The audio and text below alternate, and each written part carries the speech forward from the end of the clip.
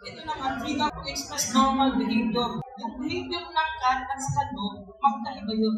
Yung dog, kaya nilang makikipaghalubilo sa kapwa nilang dog, or kailangan mong igalang yung dog, kailangan mong exercise, para ang mangyari, magiging healthy yung alaga natin, yung mga dog. Lalo na yung mga large breed. Hindi nila yung mag-exercise talaga kasi kung yung mga buto nila, hindi natin ginawa yun.